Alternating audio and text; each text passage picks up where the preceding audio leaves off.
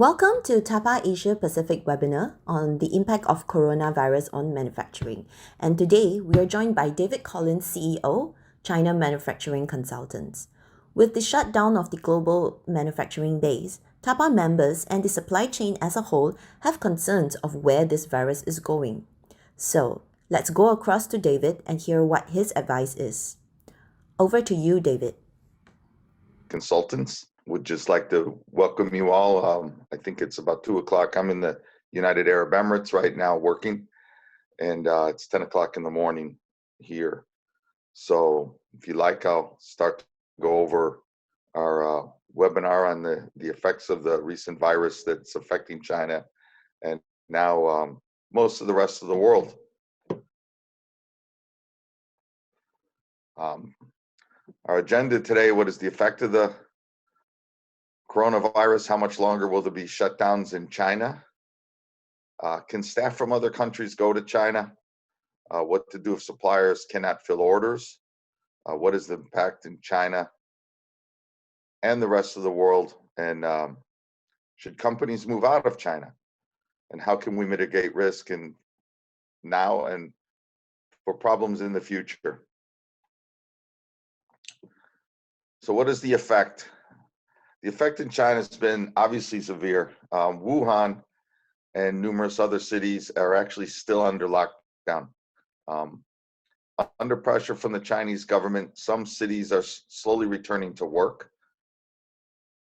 This is happening especially in the south of China and in the east around Jiangsu province, and in northern China also, and around Beijing and other areas. One of the big problems is local governments have to issue certificates for companies to be allowed to start work. The government inspects the workplace, and the companies then are issued the right to work. One of the issues with this is it's not consistent. Even if you get, for example, a certificate in Shenzhen, some of the local entities like Bao'an or others might have other things that they want you to do. So this has been confusing to many people, and the confusion of this is hurt some companies coming back to work. At the beginning of the process, about 40% of the people showed up. I thought that was higher than I would have expected, but talking to people I know in many of the different cities, they said they got about 40% to show up. And some companies actually already have 90% of the workforce in place. But let's talk about the process to get people to show up. Local people in the cities, for example, if you're in Shenzhen or if you're in Dongguan, Shanghai, some of the cities in Jiangsu province, if you live in those cities, you can come to work right away. As long as you have your ID card, you can come to work. You have to obviously wear masks. They also require temperature checks every day, and they ensure that you're healthy. If you're coming from another city, even a city next door, there's a good chance you're going to have to wait 14 days in quarantine. Now, this is a big problem if you go back and forth to your city. But if you go to the city and you live like most companies have in dormitories, the place was the companies are set up so that the dormitory has to have a floor or 2 floors, whatever the number should be, where people who are quarantined stay, and those people will quarantine for 14 days before they have to go to work. This obviously is a big decision on the people. Do they want to come to work? Do they want to sit in a dormitory for 14 days, quarantine before they can go to work or not? But this has now been going on for a little while. Yesterday, I just received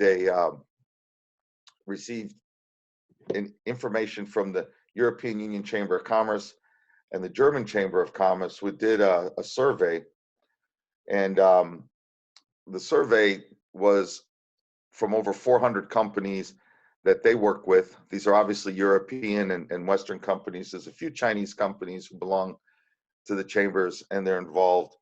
And most of them say that the virus has had a very high impact on their on their uh, on their business, 59%. Medium impact about 30%, low impact 7%, and about 4 or 5% saying it's just really too early to tell. In the case of most of these companies, they're saying simply that they're going to have to reduce the amount of product that they get out this year, or they're being severely affected by the fact that they can't get supplies from suppliers who they need. China has an incredibly excellent manufacturing area, and it is very keyed into each other. There's an awful lot of suppliers to suppliers, etc., down to the third and fourth tier.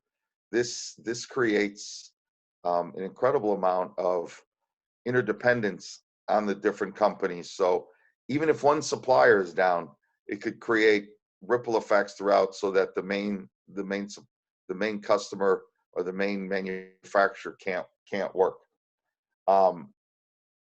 Most of these guys say there's a decreased demand for products and services. 56% of those surveys said there's increased demand. They're not going to be able to meet their contract deliveries. About 47% of the companies surveyed said they won't be able to meet their contract deliveries. Staff shortages, obviously right around 50%. Almost everybody has staff shortages. In fact, I'm sort of surprised at that number of 50%. I think there's many companies that might have had our services companies in there that people can work from home.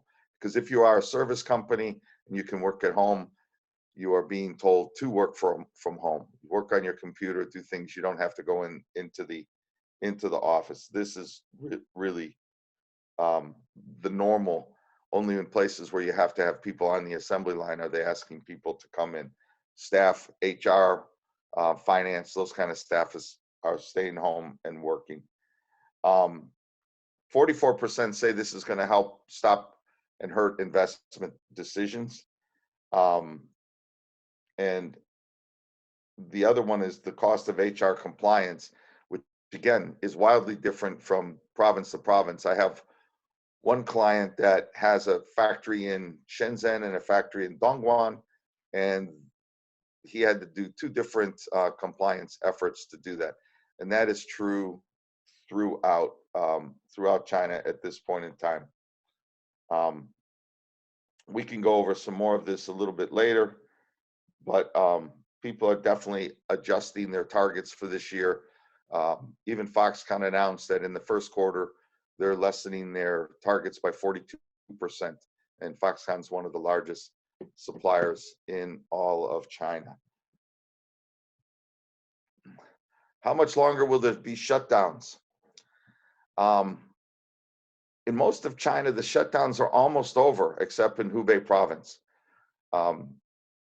President Xi Jinping asked the people to get back to work. So in general, the shutdowns are slowly but surely going away. Our consultants in China, which we have a large group of consultants in China, estimate that by the middle of March, most places except Hubei province will be back to normal. And it'll be a different normal, obviously, because there will be little pockets of things, and there will also be, Hubei is a big province. There's still about 40 to 50 million people locked down, and that's going to hurt productivity quite a bit. The real problem is still movement is restricted, so people are afraid to leave their cities. They don't want to go into the quarantine or not, but quite frankly, people are starting to run out of money, and they have to get back to work. And as you know, the way China works, so many people from the provinces in the West go to the East to work that they're going to have to travel, and they're going to have to get back to work. In Shenzhen and Dongguan, for example, some of the governments, even though they have many different problems and issues, they worked hard to get their people back to work. Dongguan especially really did a good job in getting the government officials out to give certificates to the companies so the companies could get back to work, and worked with them quite well. There are people who go back in and check the company again to make sure that the company is still doing their work properly, it's still taking the temperatures. They're supposed to take temperatures every day, make sure masks are there, hand washing stations. And kind of another funny, interesting thing is that it used to be where people ate lunch together very close and talked. Now lunch tables have been separated. People don't sit together and eat lunch. I've seen many pictures of it, and I should have put a picture up for you to see. It's kind of an interesting thing. They try to keep people separated at lunch, and in general, separated from each other. We believe most of China will be up and running by the end of March at the latest. Wuhan is probably a different story. That I really have no knowledge. I talked to some friends in Wuhan yesterday, and they're still some of them are still locked in the house, you know. And when I say locked in the house, they're not shut down. It's no jail, but you know, they're asked not to move about. People are told not to get into groups of more than 3. People are allowed to go out and get some food every 2 or 3 days, and all. Can staff from other countries go to China? Sure, you can go, but you would be stuck in a 14-day quarantine probably. If you had to go from city to city, let's say you had operations in more than one city, each time you move from city to city, the chances are you would have to sit in some type of quarantine. Of course, many of the countries that we come from, be it America, Western Europe, or whatever, they've stopped flights. So getting to China is not easy. There are ways to do it, of course. One of my employees is in Canada right now, and he found out that he could fly to Cambodia and then Cambodia to Hong Kong and then Hong Kong into China. Interesting enough, the Hong Kong border with China has 13 entrances. Only 3 are open now. They've closed all the entrances in and out of China except 3, so they can watch over them much better. So going to China is not easy. You know, you can obviously use companies like us who have Chinese people. There's other companies like us who have Chinese people already there. You can get a hold of them, and we can do that. And we're getting many requests for that. Can you help us? Can you go into our facility and see what's happening? And so we're starting to get some business that way. And I got a feeling that's going to be something that's going to occur a lot. People will be looking for consultants, services companies, things like that they trust, that can go into the suppliers and make sure that the suppliers are up and ready to go. Overall, I would say it's difficult for you to bring your people into China. If they do come into China, when they go back, there's a good chance they'll have to be quarantined in their home countries. And many people won't like that. Obviously, there's still telephone, there's Zoom like what we're on now, and there's many different capabilities of getting to know. And if you're concerned, again, companies like myself and others can have their Chinese employees go and take a look. But by the way, we still have the same problem. If we're not from a city, if we don't have a consultant from a city, our consultant may have to, depending on where they're from, may have to sit through a quarantine also to go to another city. And that's kind of why we're saying that probably mid to end March, we think there will be good opportunity to move about, at least for Chinese people to move about in China. Not so sure about going into other places. Many Chinese cities still won't let you in without a city pass. So for example, I live in Kunshan, which is a city just outside of Shanghai, part of Suzhou. And Suzhou or Kunshan forced you to have a pass. So what normally I would do is fly into Shanghai, get on the fast train, get off the fast train and walk to my house, which is across the street from the train station. And I can't do that now. Even though in China you have to have a certificate that is a Westerner that says, you're staying at this place. I have that. It's a paper certificate, but if I don't have the city certificate, the city certificate or the city card that says where I'm from, the hukou, I wouldn't be allowed to go to my city now. And again, we expect that to open up soon. Generally speaking, even though it is possible to go to China, we do recommend that companies not send people at this point in time. Sending people is still, I think, a little bit rough. And Quinshan just put out yesterday, which was sent to me, a list of things that you can and can't do to get into Quinshan, and it basically covered what I just said. Don't travel, don't come. If you do come, you may have to be in quarantine. You'll have to register with the government or the police station when you get there. The police are checking people coming off of the trains and airplanes. So where you're gonna go. What's the global impact? The global impact is going to have to be huge. China's the world's workshop. So I don't believe there's any country or industry that's likely to escape some kind of disruption, especially when you think about the electronics industry.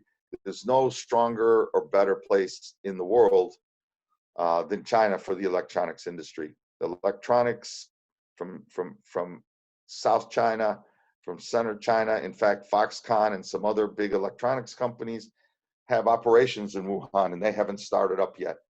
So there's no question that there's going to be huge disruptions, especially if you're doing anything in electronics. The auto industry will be disrupted because they're just in time. Just in time creates a situation where even some small parts might not be able to get to another tier 1 or tier 2 supplier that needs to use those small parts to keep moving. If that occurs, then the auto factory will shut down. I was in the auto industry for about 25 years, and while just in time is the only way the auto industry can really do money, as it saves incredible amount of cash, an incredible amount of inventory, because inventory costs a lot of money to hold, it nonetheless, when little problems like this happen, can create downtime for your company. Obviously, there's some parts and things like that on the water traveling. Those parts will get to the factories, and depending on when those things shut down and those parts aren't available, will be how the factories shut down. Factories closer to China, which have a shorter supply chain, will shut down faster than factories away from China, where the supply chain's a little bit longer and there's more boats on the water or trains moving. In addition to production delays, there's also delays in containers. Obviously, some of the 10 biggest ports in the world, 4 of them are in China. So containers will be stuck in China, containers that might need to be used. I read that Busan, South Korea, for example, has a 30% below normal volume of containers, since so many are stuck in China. So there could be a difficulty getting containers just to move products because of the large amount of containers still in China not being able to be moved. And again, we already talked about the electronics industry and what's happening in China and how this is going to be detrimental to the effect. And again, I'll mention that Foxconn did announce that they're going to be 42% less because of all of this. And when you consider how many cell phones they make, not just iPhones, but other people's smartphones, as well as computers and other things, Foxconn's a huge matter for that. In fact, I used to work for them, and a very good company. They do take care of their people quite well. So they're going to make sure their people are safe before they start working. So again, we're looking at probably the middle to end of March, maybe April. Listen, should you move out of China? I hear that a lot. And if you really start to think about it, I would say no. Number one, if you're going to move out of China, you have to have people already set up. This would mean your tooling, your quality systems. Can you do that in the let's say 30 days, 60 days, even 90 days that this virus might be hurting. I mean, if you already have plans to move out of China and you have some economic reasons, yeah, keep doing it. But China still has an incredible manufacturing base. It's very, very large. It's a very good country to do business. The people work hard there. If you manage your people correctly, you can get good quality. There's and others and places you might move to might not even have the infrastructure China currently has to keep things going. So do you just move because of the virus? I would say no. That could happen anywhere. There's potential. As you know, throughout the history of the world, these kinds of things have happened. If you have reason to leave China and you've already decided to leave China, go ahead. One of the things I might add to that is Standard Chartered Bank about 2 years ago did a study, and they estimated that about 300 million people are going to go into the middle class in China over the course of the next 15 years. I mean, that's basically the size of the European Union or the United States. If that's the case, and you're going to have 300 million people adding into the middle class, that offers a tremendous opportunity for companies to sell their products in China as well as to ship them around the world. So I view China as a very good place to continue to do business, as you're going to have 6, 7, 800 million customers in the next few years, but probably 300 to 400 million right now. So moving out of China won't stop the fundamental problems that are existing in China now, but at the same time, there's a lot of different and strong possibilities of big business. So unless you've already made a decision to move for whatever reasons your company wants to move, I wouldn't think about just getting out of China now. I would think about ways to mitigate what's going on. And this really is the biggest point. Do you have backup plans for future risks? And if not, this is a good chance to take a look at yourself and say, okay, future risks happen. We were living large for 30 years. We had a lot of everything's going well, but now we have a risk. These risks happen all the time. I was working in Mexico in 2009 when the H1N1 virus happened from Mexico, and we had to go ahead and make all kinds of risk assessments and things. Fortunately, it didn't affect our business because it was mainly in the center of Mexico, and at the time, the company I was managing was up in Juarez. We had other risks there due to the drug wars and things like that, which we had to mitigate. We had to do things for. We had to ensure that we didn't have problems in our supply chain due to different things that could happen with the drug wars. So can you explore alternative suppliers? Yeah, you can. Having a lot of suppliers is not always good, but you can be wary of costs and the feasibility. If you can't give enough volume to your supplier, a new supplier that you're keeping on the side, that supplier will put you third or fourth on their list. They're not going to think of you first, only if you can do it. I'm much a bigger proponent of having suppliers that you can trust, that you work well together, that you stick together with, and that can help you improve. We had that in the auto industry, and it was amazing how suppliers themselves saved us literally billions of dollars because they came up with ideas on how to change our operations, and working together as a team was really quite good. One of the other things that people don't think about is if you need 1,000 people right now, but you could probably, by using lean manufacturing, automation, other items, cut it down to 400 people or maybe 600 people, you obviously don't worry as much about people problems. They start to shorten itself. Too many people, by the way, in countries just want to go to automation. Just as a side note, automation is not a good idea just to jump into unless you have really good maintenance people and you've already, through lean manufacturing, good statistical process control, learn how to get rid of waste. If you don't get a waste, you just automate your waste, and so you're buying extra robots that you know need. But increasing factory productivity really reduces the number of people needed and allows for production to continue despite some labor shortages. Also, if you do that, use standard work instructions for each job, which most of my customers don't have until we come in. You can train people. People are much easier to train and much easier to get going. So there's a big issue with people. They don't have standardized work. They don't do the standardized work and set up the job stations properly. One of the best ways to mitigate future risks in your factory is to have standardized work for each job. New people can learn the jobs. For example, in the auto industry, most of our people, we could teach them how to do a job in 4 hours. You go into an electronics factory, their jobs are so complicated and they don't need to be. They're just not set up properly. Sometimes it takes 2 or 3 days to teach somebody how to do a job and maybe a week to get them good at it. So again, with good standardized work and then setting up standard work instructions for each job, people can be changed in and out. Also, one of the smart things people do, and it also helps with repetitive work hurt, is you can have your job so that we used to make it so that the people knew the job in front of them and behind them, and even rotated those jobs during the day so that you didn't get repetitive work injuries.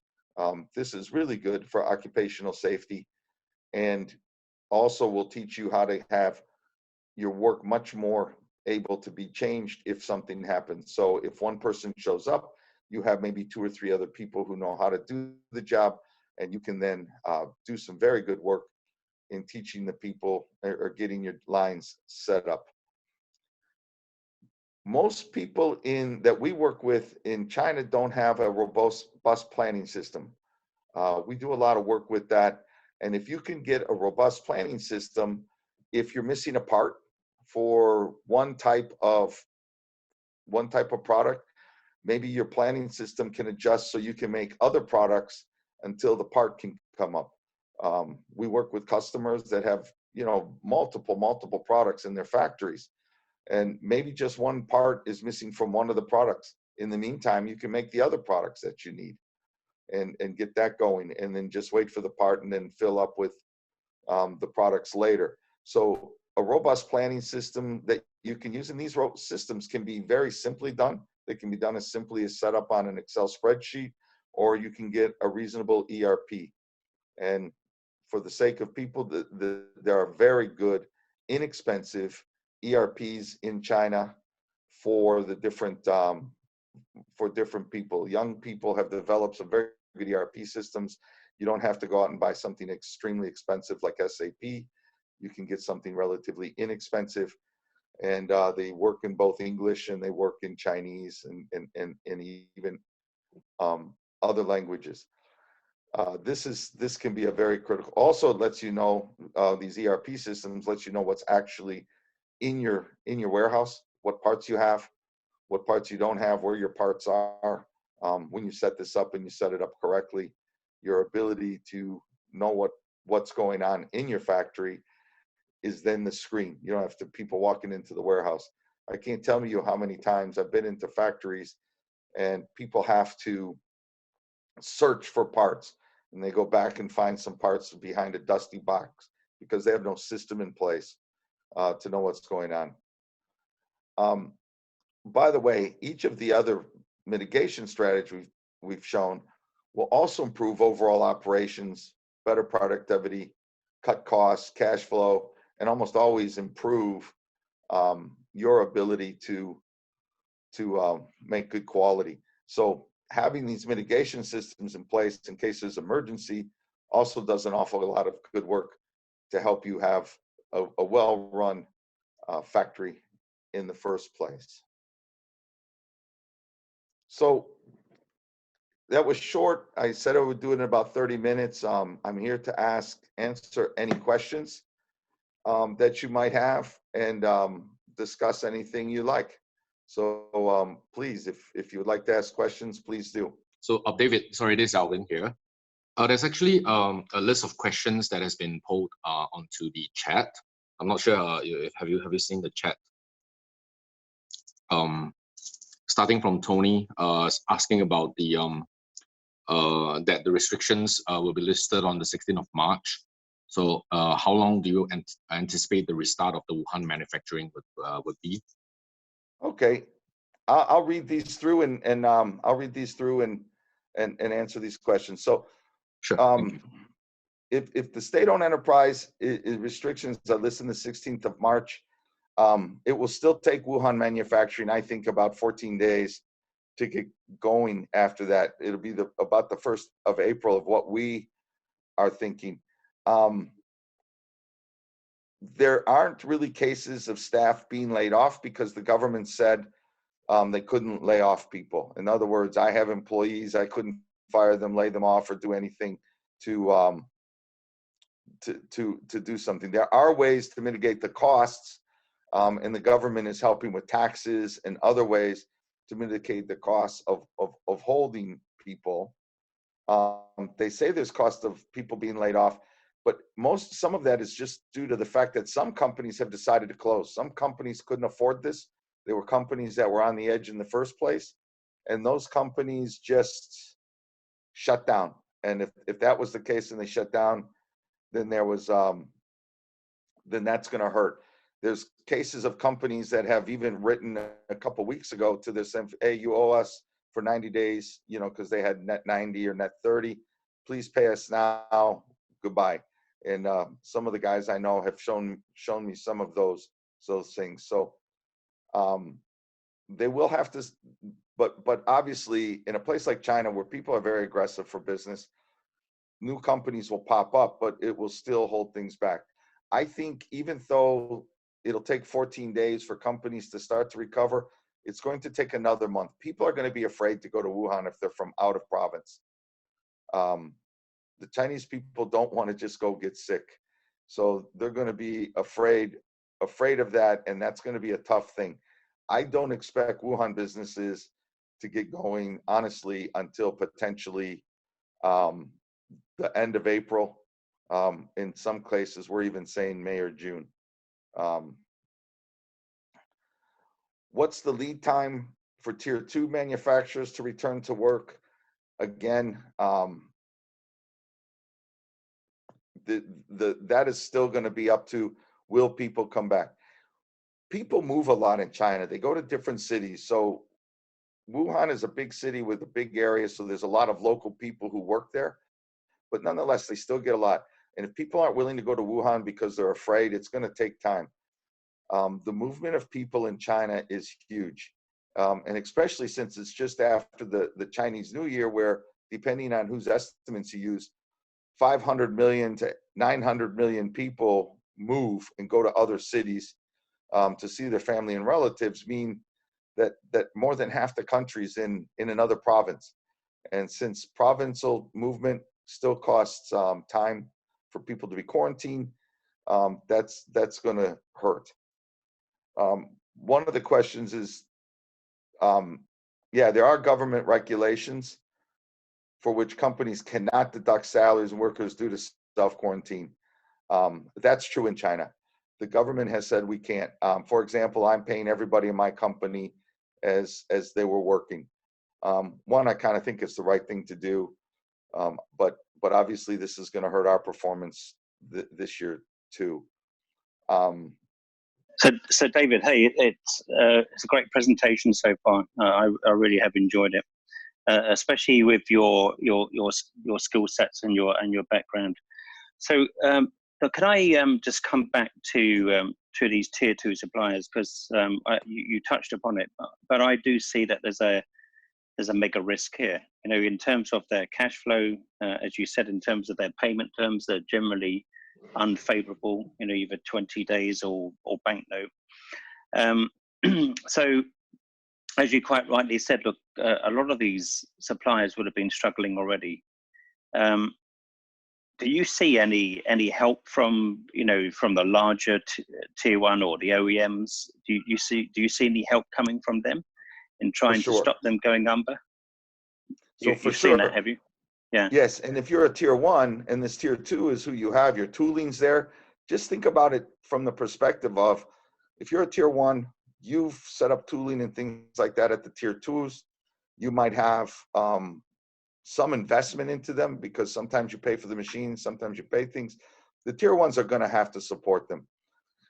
This will be almost no different than, if you remember, back probably in 2008, 2009, when many of the tier ones in the automobile industry, for example, because this was a big famous case, started to go under. The big tier ones, Mercedes, General Motors, BMW, others, literally went and took over the factories, not to where they own the management, but they went in, supplied the cash, supplied what was necessary to keep them running. You have to think of a tier two as your company. And if your tier two can't supply, they're gone. The other good news is the Chinese government is holding back on taxes on these tier twos, and also setting up so the banks can lend money on a much better basis. So the Chinese government is anticipating that also. Nonetheless, do I still think there will be a couple tier twos or tier threes who go under? Yes, of course, I do. But the tier ones will definitely have to help. Otherwise, the tier ones will be gone also. So there's no doubt that they're going to help. And you know, you mentioned the 60 blank sailings. There's going to be a significant inventory in the pipeline. Yeah, there is going to be. So there might be a 2-month, 3-month lull. Now, what some industries do is make you fly parts. If you are not doing very well and you have a problem, you'll start flying parts. You'll go into overtime, and you'll start to fly parts to your tier one. The tier one will probably help you pay for that. And if, as you fly parts, you'll also start to fill up the trains and boats, so that the trains and boats that will have to bring parts to you start to get full. And once that starts to happen, then you're okay. So you might have to fly parts for 2-3 months while you're sort of double producing. You go on to 12-hour shifts, you start to produce, and you fill up the pipeline. But in the meantime, to keep the tier one going, you're flying parts, and that can be tremendously expensive. For heavy parts, one of my customers was sending engine parts to the United States, and they needed to fly. We got them out of flying in about 6 weeks. They were having quality problems. That cost them $250,000 a month just in flights. An incredible amount of money. So yeah, so that was going to be one of my next questions to you, David, actually. So thanks for bringing that up, because I see some large OEMs are already got the charters going, etc. And then I saw the analysts talking about, as you quite rightly mentioned, that increased cost of material. Obviously, that's now going into the material price. And obviously, I think they realise that that's going to knock onto the results, knock-on effect on the results. So, how long do you think the whole recovery? In your view, bear in mind, we have these other epicenters now. We have Korea, we have Italy, we have Iran. We've had that disease spread across the Middle East by the looks of it. And of course, now we have this recent outbreak in the US, which looks like a domestic transmission, which isn't traced back to any travel source. So, what's your thoughts on that, as somebody who's on the ground and has their ear to the ground as such? What's your thoughts? So I think China was huge because of the volume that happened in one province, and that didn't happen in other provinces. So they reacted quite strongly, and I think that's going to take at least 3 months to start to level out. And I would say not 3 months from today, 3 months from the middle of March. So sometime around the middle of June, I think that's going to go. It will really depend on what happens. I was part of the H1N1 that happened in North America, and that didn't stop us at all. All we did was cut back on the amount of people who could travel. We didn't allow people to travel from our central offices to us, or our clients didn't come see us anymore. And by the way, as a site director, not having visitors was always a good thing. So I thought that was a positive, but that's another story. You know, because having guests always just makes for trouble. But Yeah, exactly. in general, I don't think it'll be a big problem in the other parts of the world as long as they as long as they hold it. What scares me, I'll be honest, is Africa and India. They're saying they've had no real outbreaks, and I don't know if that means they haven't had outbreaks or they just don't test right for them. I have a cousin that's a nurse and works in Africa, and she says she's not sure that they test. There's just diseases, people get sick, nobody really knows, so they don't know how fast and big they can do. They're not tracking this like they do Ebola or other things. So, you know, when you consider how many raw materials come from Africa and how many other things come, this could be a bigger thing, but nobody's talking about it. Nobody knows. And I think that is some concern, and I think India could be of some concern. Obviously, it's a highly populated country like China, and they haven't really talked much about it. So I don't know if they're testing. I don't know if they're really paying attention. I'm sure they're paying attention, but I don't know if they're really testing. And so it'll be interesting to see what happens to that. But in the United States, in Italy, I think those governments will take care of that quite quickly. Again, with the H1N1, I saw the US government, the Mexican government, the Canadian government, and even it affected Taiwan a little bit in China. I saw them take that on very quickly. And I was running the largest factory for Foxconn in the Americas. We had 3.5 billion P&L, and I wasn't affected in any manner, way, or form back then. So just on Korea, we see that, you know, Korea's dependent on China, but China's also dependent on Korea. So where do you see that story going? Because, you know, China appears to be coming out of it, and of course Korea looks like it's going into it as such. Sure. It will depend, I think, on how strongly Korea shuts down. Korea has an extremely good medical system, as you know. They have an awful lot of doctors, an awful lot of hospitals. I don't think they're going to have, I think they'll be able to handle this quite well. They haven't shut themselves down yet, like China did. I think in the Chinese case, it got out of control in Wuhan so quickly. And again, I think the Chinese New Year didn't help at all. It probably hurt it. And so it's my personal opinion that the Koreans will deal with it, and economic growth will continue to still happen, albeit there might be isolated issues, but I don't think there's going to be an overall country issue. From what I've seen from other of these, I'm an old man, so this is the third or fourth one I've been through. You know, I remember SARS and MERS and the other stuff, and the countries where there weren't lots and lots of people all grouped together like they are in China, India, and some other places, the people were able to control it faster. And yes, quarantined those that were sick, made sure that people couldn't get sick by checking, and it didn't really disrupt the economic flow like this is. And again, this is interrupting the economic flow primarily because of one province that's really bad. A little bit of an overreaction throughout China after that, a huge overreaction. And now that people are realizing they don't need that overreaction, it's just going down back to Hubei. So just look, one last question before I pass you over to Alvin. So a couple of people have said to me, you know, look, what's happened with the Chinese government. They have done a great job in closing this down. But how are we going to deal with a secondary wave? Because, you know, as we know, this thing's invisible, and it can quickly creep on us. And how do we manage that secondary wave?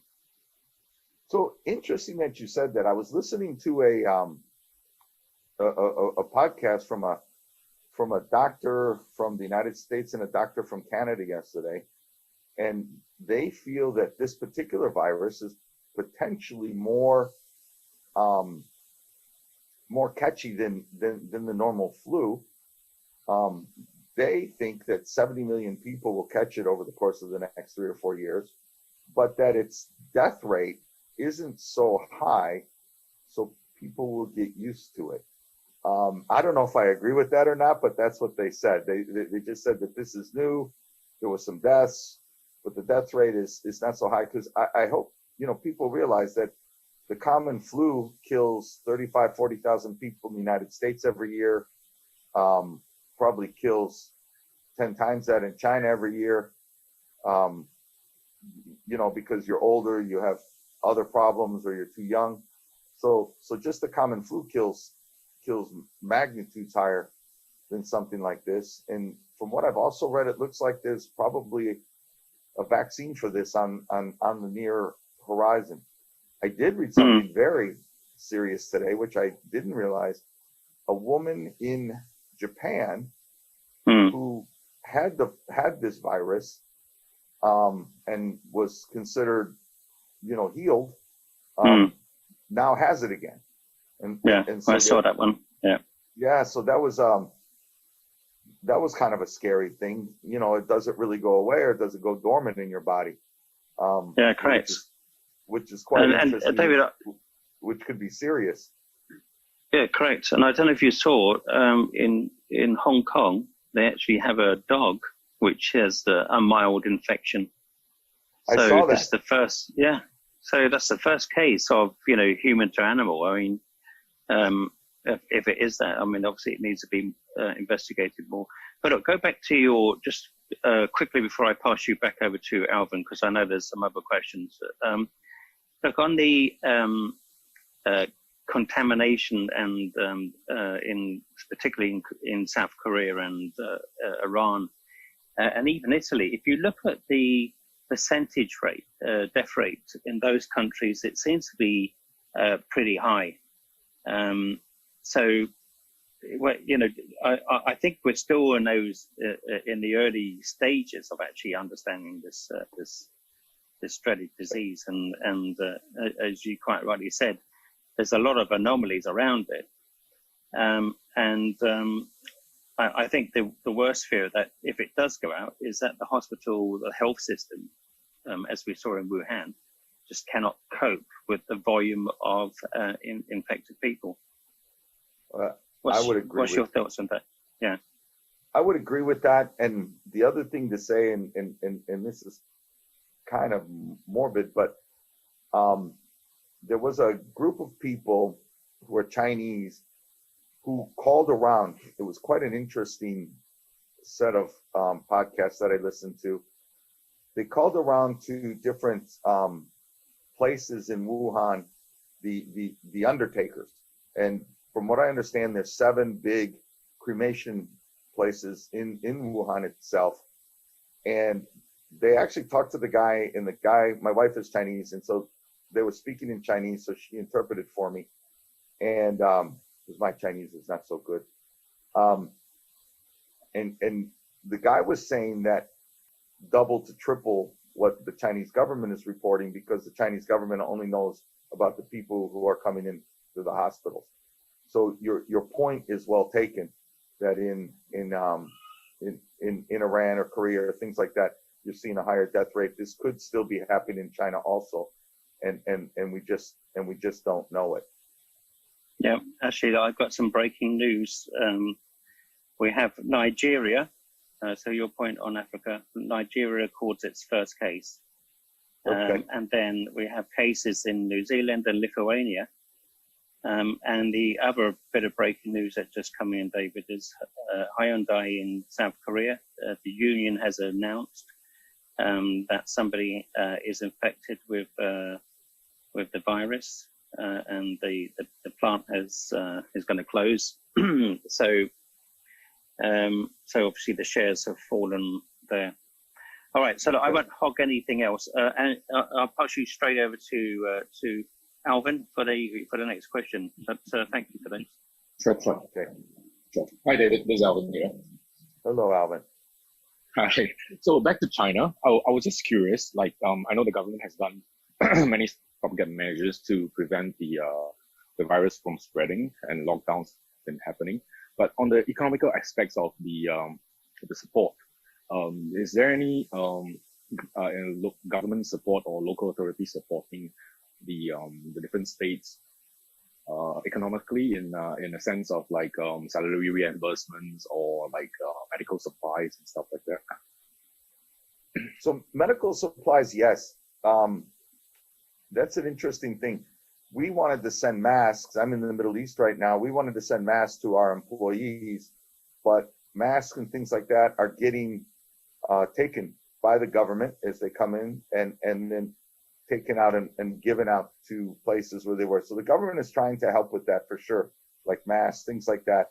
The other thing the government is helping economically is they're going to cut back on tax rates and taxes, which this could hurt the Chinese government and potentially put in a whole new part of things. And they've also opened up the banking system to give low to no interest loans in many provinces. Direct cash from the Chinese government, my understanding is that has not happened yet, not to say that it won't. The other scary thing is we're primarily talking right now about larger corporations and all, but friends of mine who own restaurants in China, I've talked to them, things like that, they're basically shut down. They're not allowed to open their restaurant, their bar, their whatever. And quite frankly, many of them, unless the bank where they got the loan to open it gives them some loan forgiveness for a while, 2 or 3 of them already said they're out of business. That will have a strong ripple effect throughout the economy because, you know, if you're familiar with China now, China's a home of shopkeepers. I mean, yeah, there's an awful lot of big companies doing business there, but the amount of small Chinese businesses is huge. And if they can't do business, these are people who, you know, live hand to mouth like most small businesses. And I could see them doing something. So will the government do that to help the shopkeepers, get the banks from not having to collect cash for a while so the shopkeepers can recover and things like that? That I have not seen yet. And the people who I talk to directly, because I talk to a lot of people directly every day, they have not said that that's happened yet. So, but yeah, in the form of tax abatements, in the form of, you know, very inexpensive bank loans, the Chinese government is supporting. Okay, well, that's interesting. Yeah, because I would thought the authorities would step in on that to maintain some business, to help some businesses with the cash flow problem, especially through this crisis. And I think the last question that I have before sorry, go ahead, please. No, go ahead, Alvin. Go ahead. I'm sorry. No, it's fine. No, it's just that on top of that, we're talking about crisis management, business continuity management. So there was a poll done that on the international crisis room that 60% of the companies actually has no BCP plans, especially when it's actually in their China operations. So what advice would you probably give them, or do you think it's something that they need to really focus on in their future plannings? I will tell you, I think that number's much higher because we deal an awful lot with, although we deal with Fortune 500 type or World 1000 type companies, we also deal an awful lot what I would call the mid-cap companies, you know, about $250 million US and below. And then we do a lot of business with small companies too. And I would say in general, none of them have the systems or processes in place. And it's one of the things that we're blogging out to our customers that, you know, these systems and processes, 2 things. One, systems and processes like that just help you run a good business. Like I mentioned earlier, you know, standard work instructions. So if a new person has to come up, there's a standard work instruction with how to do this job. It's not just learn the job slowly but surely. You know, I even had one customer one time tell me, oh, my company's so big, the guy's doing it every day. Why do I need standard work instructions? He knows what he does. He does it 8 hours a day. Well, yeah, that's kind of true, but it's also not true if that guy doesn't show up that day for work. Then somebody else has to do the job. So these kinds of systems and approaches that do 2 things. One, are really good for business in general and will save you an incredible amount of money. Also are ways to, you know, help you put together your mitigation programs when you're going to have a problem. So you have these systems in place, and then you can use these systems, say, okay, we have this, we have this, we have this. Now what can happen to us? We might lose 30% of our work. How do we handle that? We might lose our workers. We might lose this supplier, this supplier. What do we do? How can we get rid of, how can we help that? One of the questions I have is to have dual suppliers. A lot of people think dual suppliers help, and they can help a lot. But the real problem with dual suppliers is if you're not giving enough volume to either supplier, you might be second, third, or fourth on their list when they come back up. If I'm a supplier, I'm going to go after the guy who pays me the most money first. So while dual suppliers can work and isn't a bad idea in many issues, you have to be careful. Where does that put you on the priority list? If instead of having just one supplier and you're number one on the priority list, and you have two suppliers and you're number 3 or 4 on both of their priority lists, you're more messed up than you can. So that will be supplier by supplier and component by component. Maybe you're big enough that you need 2 suppliers for a component, and that's a good thing. But if that reduces the supply and puts you down the list, again, if I'm a factory, I'm going after my big guy first, the one who's going to pay me the money first, and then I start moving down the list to supply to people who pay me less. And I think that's just human nature. That's normal. So it's a good question to do. And also, if you have more than one supplier, obviously you have to have more than one set of tools. You have to have more than one set of everything. So this can be an issue and an expensive issue. So how do you mitigate that risk? One of them is to have more inventory, but again, inventory costs money.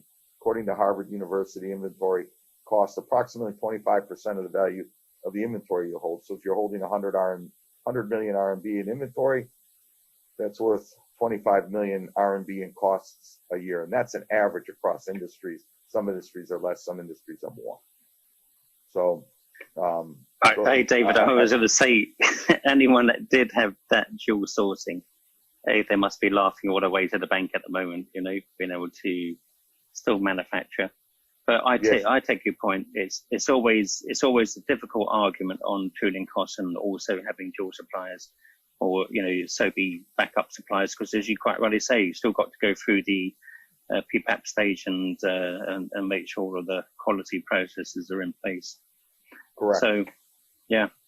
So look, we're on the hour now, 3 o'clock. So, Alvin, unless we've got any pressing, or is there anybody else that wants to ask David a question at all? If you just raise your hand, or I was just about to. Yep. Yeah, just about to open it up to the floor. If anyone has any questions, give a couple of minutes for them to ask any pressing questions or queries they may have. Anyone? You can actually unmute yourself if you have any, or raise your hand and we will unmute it for you. Oh, William, go ahead. Hey, David. So first of all, thank you for the great presentations. So I have a question here, right? So we are focusing so much on China, but you bring up a very good point, right? So besides China itself, right now we have a more serious issue coming out. So what's your advice for company for the potential impact from all the growing cases, outside of China? Especially some that do not really have the mandate like China government to shut down cities for like this. So that's something that what kind of advice do you have? If I was that's a great question, William, because right now it's not a surprise, right? So you have this wonderful opportunity to potentially go in and see what your supplier is doing to you, or see what's happening to you, and maybe even help them. Remember one thing, one of the things people don't realize is that a lot of these companies don't have maybe the staff or the ability to do things like some of the bigger companies have. So if you have a mid-sized supplier that's supplying, let's say, wheels for tables, and I have a customer like this, could you go into that supplier right away and work with them, because maybe they don't have the knowledge, they don't have the capability. I would be going in and checking out the areas. So South Korea is a good example. Do I have suppliers in South Korea? Do I have people in other countries that might be going? I would be working like crazy at this point in time, maybe even hiring, third-party inspection companies, companies like mine, that's a consulting company or whatever in the region, to go in and say, hey, what are you doing? How can we mitigate this? Where are your people coming from? Let's make a plan. I think this is a wonderful opportunity to get in and make a plan. If you just wait for something to happen, then you're shooting yourself in the foot. I would be walking in and making plans right now. You got to hire somebody, it might be worth it. If you don't have to hire somebody and you can do it yourself through one of your central office, we have a German supplier who's got 2 companies in, our German customer who has 2 companies in China, but they also have one in India, one in Germany, and one in Portugal. They've asked us to go to those places, those factories. The Chinese factory can't make it, so we're actually in Portugal, in Germany, and in India with them right now, making sure that they can run. We're checking their quality, seeing what they can change over to, and things like that, and helping them. So this is a wonderful opportunity for you to jump in. It's hard work, but anything worthwhile is hard work. So we're already doing that. It's one of the reasons I'm in the Middle East. We're getting the same kinds of things here in the Middle East. People have asked us, and we have a Middle East business as well, a North American and a Southeast Asia business. And we're being asked to go into places and help them. Thank you. William, hey, how are you? That was a good question. And I was astounded, like a few other supply chain professionals, that it was 60%. But listening to David and understanding it's possibly even higher, it's very scary. I do sometimes wonder, because I think you would agree with me, David, that this isn't the problem within the working ranks. This is a boardroom issue. If people are not having business continuity plans in place, just basic plans as such. Correct. I would have to agree with that. And you have an opportunity now. When I was working for Foxconn, when the H1N1 hit, we already had some continuity plans, but we really worked hard to develop better ones. I think this helped the company. Sadly, people usually wait until there's some kind of big issue to work on these hard things. I think everybody should be doing it. And in fact, I will tell you, in the auto industry, we used to do continuity planning with governments, with police, with fire. We would have tabletop exercises every quarter in my factories, and this was across the board. I think most of them do it. We would come up with some issue, a fire happened in this area, or there was a bomb scare, or this, we lost this, and we even had police and fire come in with us so we could do tabletops and come out with what's wrong, what can we do better, how can we fix this, and those kinds of exercises. They take 4 or 5 hours. They're not long. And they're amazingly helpful. And they do expose a lot of gaps, certainly. They surely do. And we all have them, right? I mean, none of us are perfect. The more you practice something, the better you are. Yeah, no, absolutely. Fully agree. Okay, so David, Alvin, have we any more questions before if you don't mind, I'll just wrap up. Any more questions from anybody? And I don't know if you can give them my email address if they have questions in the future. I'm happy to answer emails and things like that. Just so you know, my email is david.collins, COLLINS @cmc-consultants.com. I'm happy to answer questions from anybody. Yeah, no, we'll certainly do that. We'll certainly make sure everyone's got those details. So, David, on behalf of TAPA and the TAPA members, I'd like to thank you. I think that's been an awesome presentation. Look, with some of the webinars that I've seen, there's a lot of academic sort of speculation on, whether we would be turning left or turning right. Look, to hear it from somebody that's not only worked in manufacturing, managed plants all across the world, but also have your team on the ground there. It's good to hear. I think that's been very useful.